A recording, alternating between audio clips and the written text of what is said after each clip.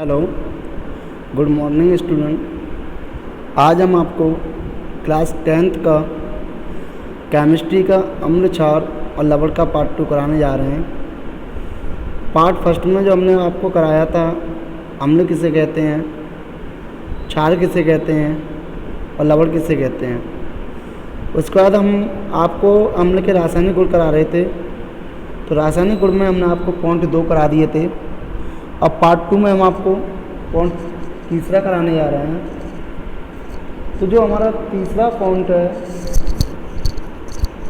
तीसरा जो पॉइंट है हमारा, वह है धातु हाइड्रोजन कार्बोनेट से क्रिया। अब देखो यहाँ पर धातु हाइड्रोजन कार्बोनेट से अभिक्रिया बोला गया है, या तो बाई बोल लो या धातु हाइड्रोजन बोल लो। देखो जब किसी में H जुड़ जाता है उसमें बीच में, तो या तो उसको बाई बोल लो या हाइड्रोजन बोल लो। तो यहाँ पे क्या करना है, तुम्हें आपको नोट करना है, तीसरा पॉइंट डाल के इसको तीसरा पॉइंट डालना है और तीसरा पॉइंट डाल के आपको नोट करना है यहाँ से अम्ल धातुवाई कार्बोनेट से अभिक्रिया करके लवण, जल और कार्बन डाइऑक्साइड गैस बनाते हैं। यहाँ तक आपको नोट करना है। नोट करने के बाद आपको डायरेक्ट ये रिएक्शन नोट करनी है, ये वाली। तो हम आपको समझाते हैं कि जो अम्ल होते हैं वो धातुवाई कार्बोनेट से जब अभिक्रिया करते हैं तो अभिक्रिया करके वो जल और कार्बन डाइऑक्साइड गैस बनाते हैं। जैसे हमने एक अभिक्रिया ली, जैसे NaHCO3, NaHCO3 सोडियम भी कार्बोनेट हो गया प्लस HCl हाइड्रोक्लोरिक अम्ल हो गया। देखो HCl यहाँ पे क्या है, हाइड्रोक्लोरिक अम्ल है, और जो NaHCO3 वो सोडियम बाई कार्बोनेट कह सकते हैं या सोडियम हाइड्रोजन कार्बोनेट कह सकते हैं।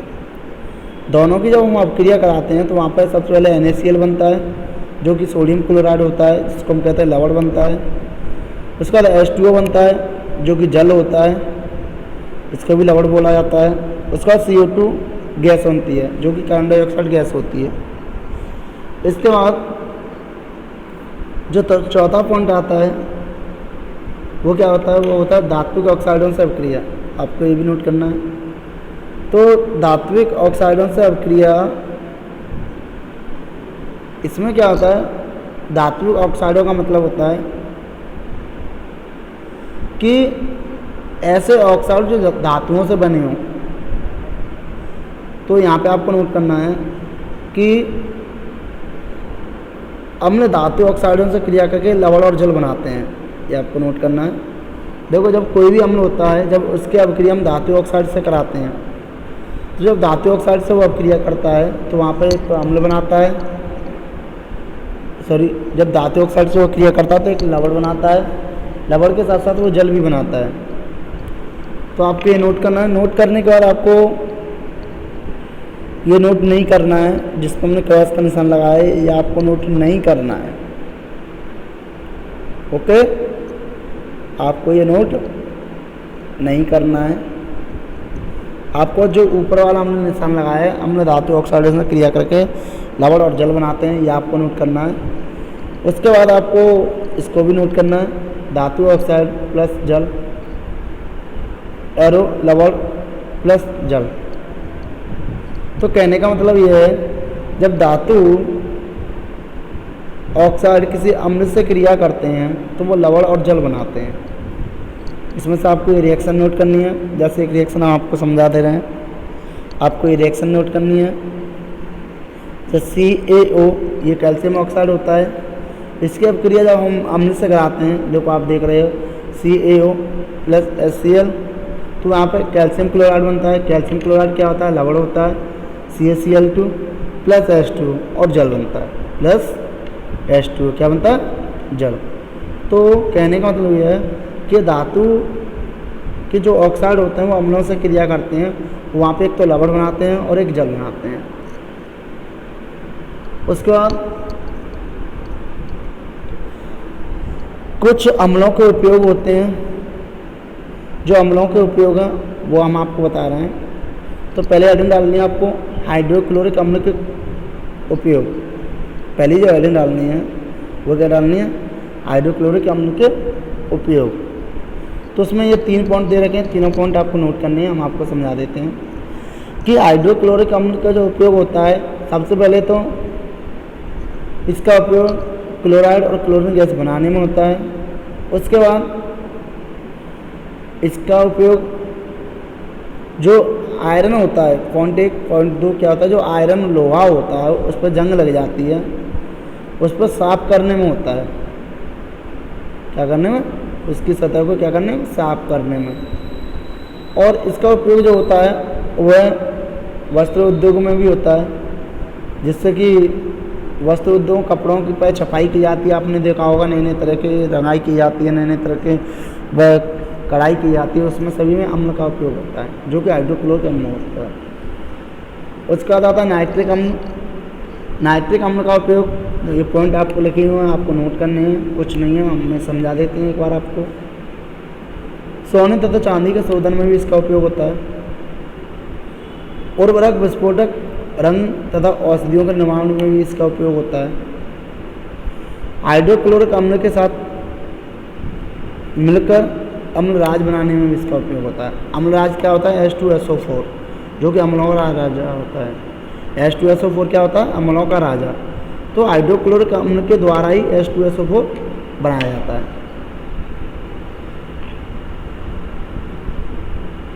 उसके बाद तीसरा जो पॉइंट आपको नोट करना है वो करना है सल्फ्यूरिक अम्ल का उपयोग। तो देखो सल्फ्यूरिक अम्ल का जो उपयोग होता है, सबसे पहले पॉइंट फर्स्ट है बैटरियों में होता है। तुमने देखा होगा जैसे जो बैटरियाँ होती हैं गाड़ी को विलयन होता है, वो जो विलयन भरा होता है वह H2SO4 का ही होता है, जो कि विद्युत अपघट्य के रूप में काम करता है। उसके बाद जो पेट्रोलियम का शोधन किया जाता है, जो शुद्धिकरण किया जाता है, उसमें भी इसका उपयोग होता है। पेट्रोलियम के शोधन के लिए भी इसका उपयोग होता है। उसके बाद कुछ जो पदार्थ होते हैं, प्लास्टिक हुआ, रेसे हुए, कृत्रिम रेसे हुए, वॉशिंग पाउडर हुआ, उसे बनाने में भी इसका उपयोग होता है। उसके बनाने में क्या होता है? इसका उपयोग होता है।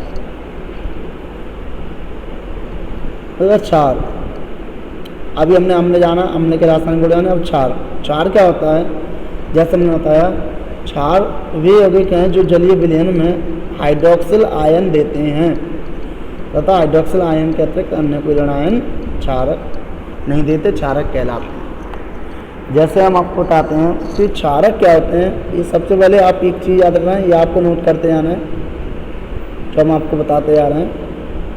ये क्षारक हेडिंग बनानी है, यहाँ तक नोट करना है। देखो क्षारक क्या होते हैं? क्षारक वो पदार्थ होते हैं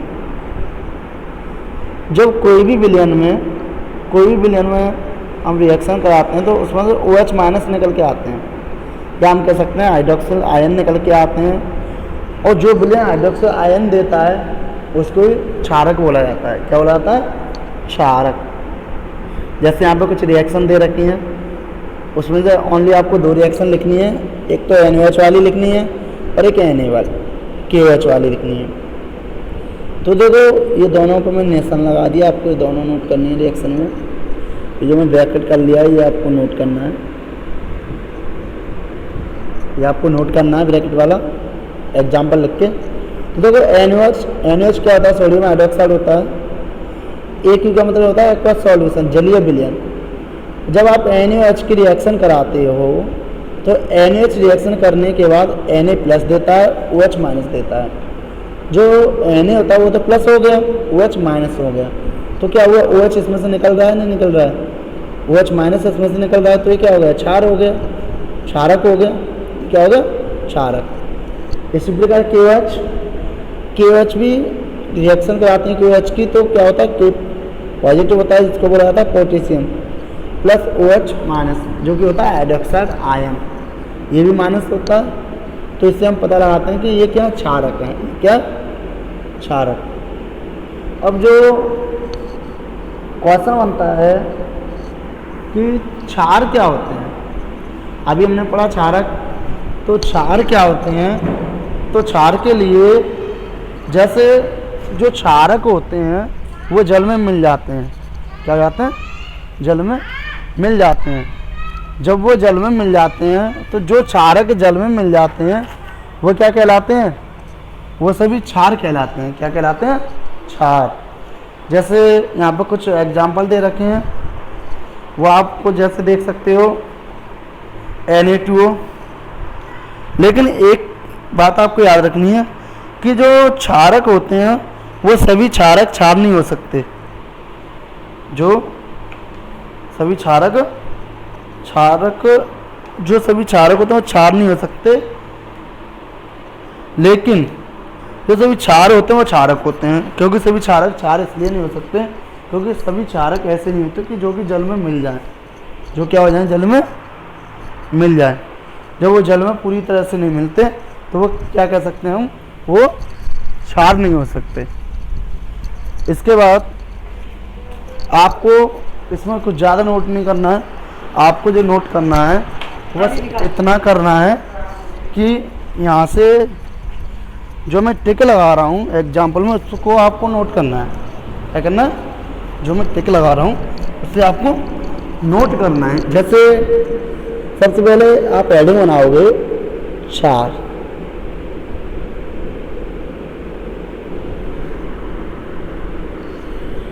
हेडिंग क्या बनाओगे, क्षार। क्षार हेडिंग बनाने के बाद आपको नोट करना है वे क्षारक जो जल में घुलनशील होते हैं क्षार कहलाते हैं। उसके बाद आपको यहाँ तक नोट करना है। नोट करने का एग्जाम्पल में आपको लिखना है सोडियम ऑक्साइड,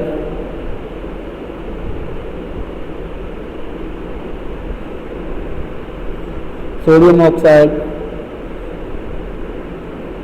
सोडियम हाइड्रोक्साइड। ये बस 2 एग्जाम्पल लिख लेना, बहुत है।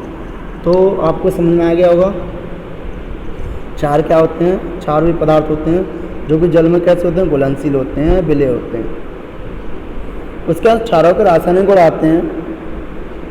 तो जो क्षार के रासायनिक गुण आते हैं, पहला जो पॉइंट आता है वो आता है वसाशक क्रिया, वसाशक अवक्रिया।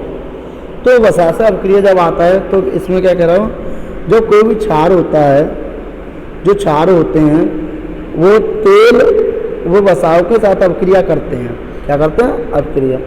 तो अवक्रिया करके वो ग्लिसरॉल और साबुन बनाते हैं। ये आपको नोट करना है, वो क्या बनाते हैं, ग्लिसरॉल और साबुन। ये रिएक्शन आपको नोट करनी है। देखो जैसे सबसे पहले हमने तेल या वसा लिया, क्या लिया, तेल या वसा, इसको आप बोल सकते हो ग्लिसरॉल। तेल या वसा लिया, ग्लिसरॉल अलग होता है, सॉरी। तेल या वसा लेने का तो उसकी रिएक्शन हमने क्षार से कराई। तो देखो ये यानी जो OH सोडियम हाइड्रोक्साइड, ये क्या है, क्षार है। जब ये क्षार है तो इसकी रिएक्शन इससे कराई तो वहाँ पे क्या बना, ग्लिसरॉल बना। ये ग्लिसरॉल हो गया, ये साबुन हो गया। अब आपके मन में क्वेश्चन बना होगा आर क्या है यहाँ पे, जो आर है यहाँ पे, आर इजकल टू वो एल्किल ग्रुप है। वो कौन सा ग्रुप है, एल्किल।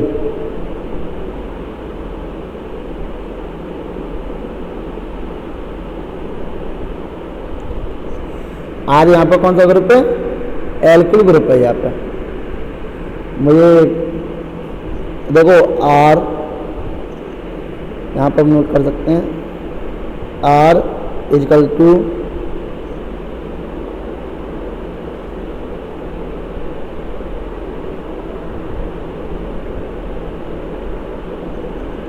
ये लिखा नहीं जा रहा है इससे, लेकिन मैं आपको बता देता हूँ जो आर है यहाँ पे वो क्या है, यहाँ पे आर एल्किल ग्रुप है। उसके बाद जो आपको दूसरा पॉइंट करना है वो करना है अम्लवश अवक्रिया। क्या करना है, अम्लवश अवक्रिया। इसमें क्या लिखना है आपको कि क्षार अम्लवश अवक्रिया करके उसके प्रभाव को नष्ट कर देते हैं तथा ये पूरा लिखना है आपको। ये क्या करना है, इसमें पूरा लिखना है। देखो क्षार होते हैं वो अम्लवश अवक्रिया करते हैं और अम्लवश अवक्रिया करके वो क्या करते हैं, उसके प्रभाव को नष्ट कर देते हैं। क्या कर देते हैं, नष्ट कर देते हैं। जब इसके प्रभाव को नष्ट करते हैं तो वो अवक्रिया उदासीनीकरण उसमें कहलाती है। क्या कहलाती है, उदासीनीकरण। उदासीनीकरण क्या होती है, उदासीनीकरण ऐसी अवक्रिया होती है जिसको कोई चार्ज नहीं होता। आई मीन कह सकते हैं जो ना पॉजिटिव होती है और ना नेगेटिव होती है। यहाँ पे जैसे हमने देखो NaOH लिया, सोडियम हाइड्रोक्साइड हो गया, इसकी अवक्रिया हमने HCl से कराई। HCl क्या है, हाइड्रोक्लोरिक अम्ल। तो सबसे पहले वहाँ पर NaCl बना, NaCl भी एक लवण होता है और एक जल बना। जल भी क्या है, एक लवण है। उसके बाद आता है तीसरा धातुओं के साथ अवक्रिया। देखो क्षार कुछ धातुओं जैसे Zn के साथ अवक्रिया करके हाइड्रोजन गैस उत्पन्न करते हैं, आपको यहाँ तक नोट करना है। ओके, और देखो यदि किसी भी क्षार की अवक्रिया हम किससे कराएं, धातु के साथ कराएं, तो जो क्षार होते हैं वो यदि किसी धातु की जो क्षार होते हैं वो किसी धातु से अवक्रिया करते हैं, तो धातु से अवक्रिया करके वो क्या वहाँ से हाइड्रोजन गैस को अलग करते हैं, मुक्त करते हैं। मुक्त माने क्या होता है, स्वतंत्र करते हैं। क्या करते हैं, अलग करते हैं। जैसे एग्जाम्पल है यहाँ पे, जैसे एग्जाम्पल देखो हमने NaOH लिए, सोडियम हाइड्रोक्साइड, इसकी अवक्रिया हमने Zn से कराई जिंक की। जब जिंक से इसकी अवक्रिया कराते हैं तो सबसे पहले सोडियम जिंकेट बनता है, उसके बाद H2 बनता है, हाइड्रोजन गैस। H2 क्या होता है, हाइड्रोजन गैस। ये आपको नोट करना है।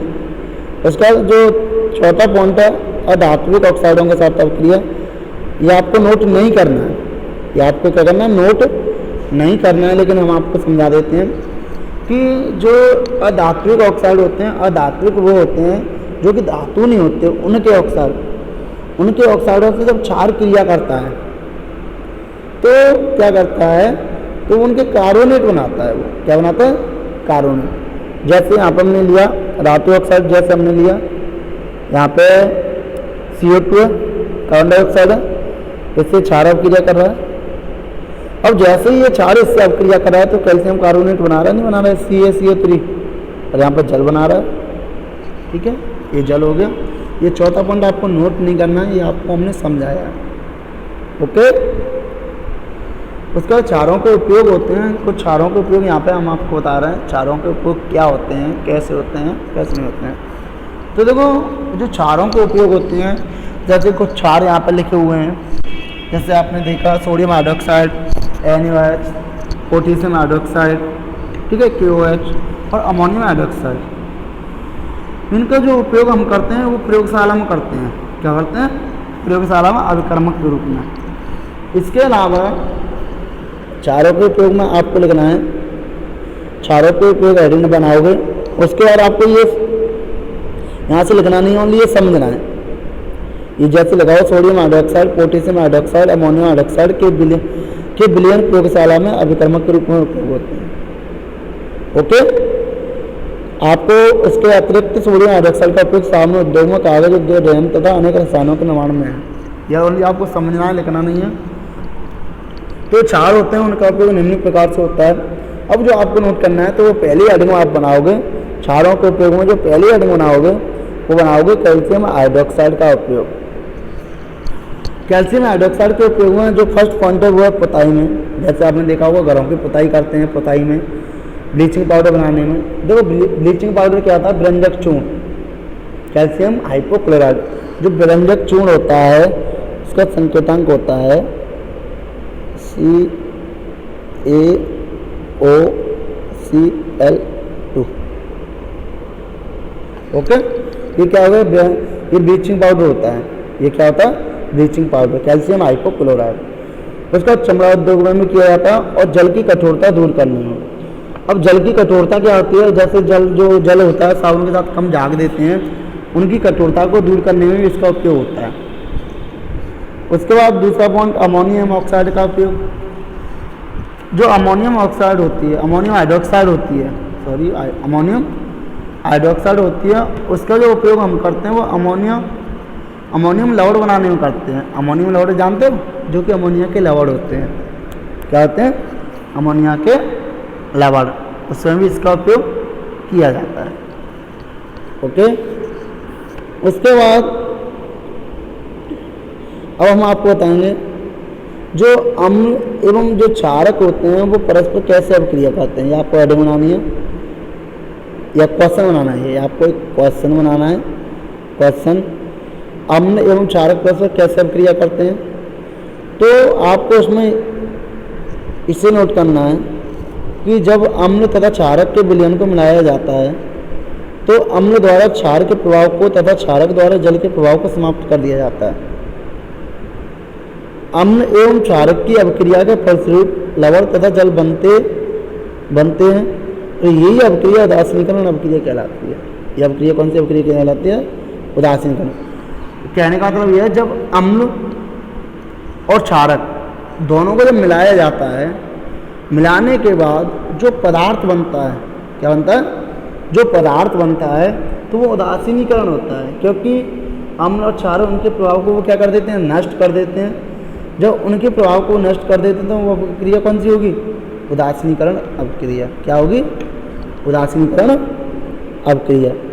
जैसे हम आपको समझा रहे हैं उदासीनीकरण अपक्रिया क्या होती है। जैसे हमने आपको बताया, आपको ये रिएक्शन नोट करनी है और इसमें से कुछ नोट नहीं करना है, वो डेफिनेशन नोट करनी है और आपको ये रिएक्शन नोट करनी है। तो रिएक्शन में लिखना है, जैसे हमने बताया CaOH2। देखो CaOH2 क्या हो गया? कैल्शियम हाइड्रोक्साइड हो गया, एक क्षार हो गया, प्लस HCl। इसकी अपक्रिया हमने अम्ल से कराई। किससे कराई? अम्ल से।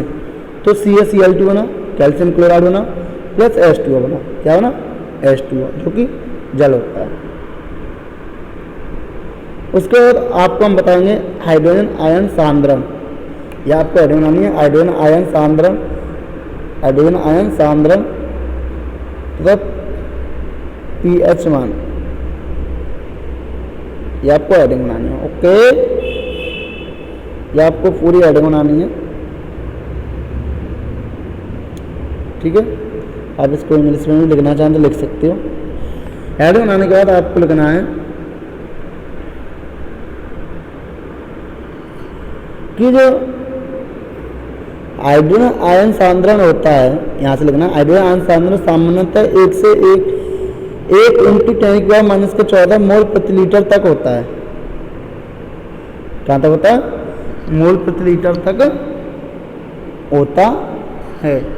आपको यहाँ तक नोट करना है बस, ठीक है। हाइड्रोजन सांद्रण लिखना है, जो हाइड्रोजन आयन सांद्रण होता है वो सामान्यतः 1 से 1 इंटू 10⁻⁻14 मोल प्रति लीटर तक होता है, ठीक है। आई मीन हम कह सकते हैं आयन सांद्रण जानते हो, जैसे हमने अभी आपको बताया जो अम्ल होते हैं H पॉजिटिव देते हैं, तो उनके ऊपर जो चार्ज लगता है उनकी जो घात होती है वो बता रहा है। तो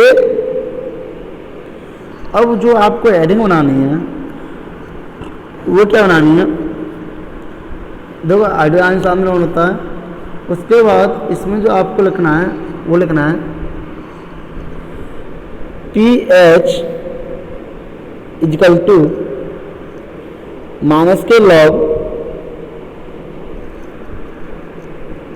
कोष्ठक में H प्लस, ये फॉर्मूला हो गया इसका। ये क्या होगा? फॉर्मूला हो गया।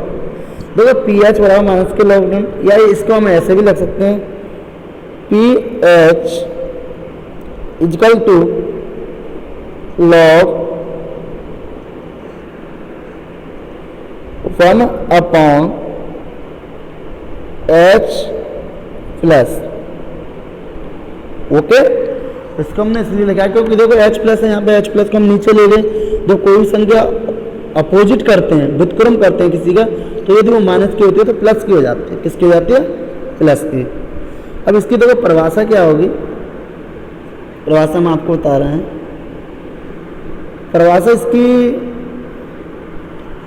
ये होगी कि जो हाइड्रोजन आयन के परिभाषा में आपको लिख रहे हैं, आपको लिखनी है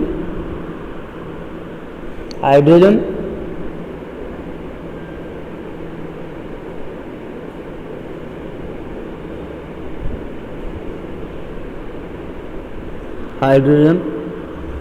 आयनों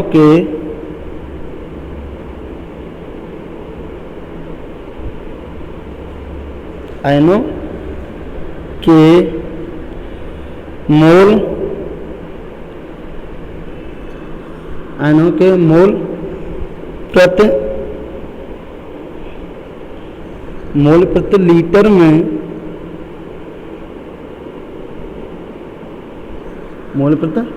लीटर में सांद्रण के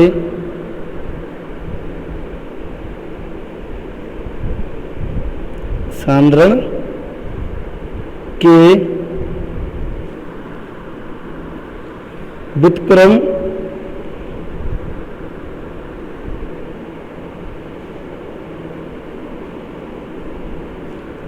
सांद्रण के व्युत्क्रम।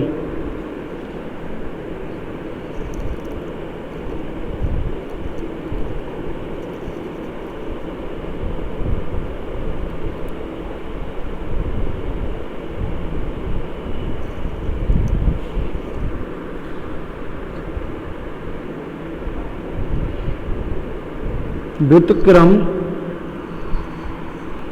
में लघु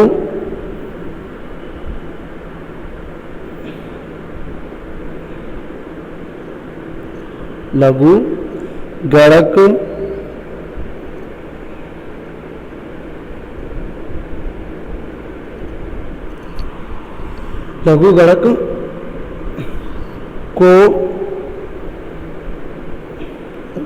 को पीएच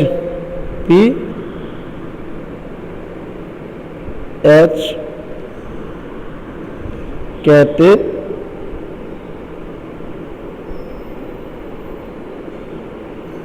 हैं। अभी जैसा हमने आपको फॉर्मूला बताया था कि जो pH इजकल टू माइनस के लॉग H प्लस, इसका फॉर्मूला होता है। तो देखो जैसे हमने डेफिनेशन आपको बताई है, हाइड्रोजन आयनों के मोल प्रति लीटर में सांद्रण के व्युत्क्रम में लघुगणक को पीएच कहते हैं।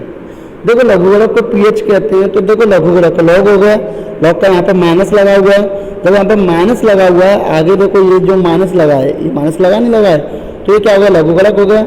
आयन बोल रहा है, तो आयन इसके ये हो गए नहीं हो गए, तो आयन कैसे हैं, H पॉजिटिव हो गया, तो ये आयन हो गया। ये क्या हो गया, आयन। तो आपको समझ में आ गया पीएच किसे कहते हैं। उसके बाद जो इससे नेक्स्ट टॉपिक हम आपको कराएंगे, आगे का जो पार्ट कराएंगे वह अगली वीडियो में कराएंगे। आपको सभी तक यहाँ तक नोट करना है और चैनल को सब्सक्राइब करना है, जिससे कि आप अगली वीडियो देख सकें। और यदि कोई भी आपको परेशानी होती है तो आप हमको गूगल मीट ऐप पर पूछ सकते हो। Okay, thank you students.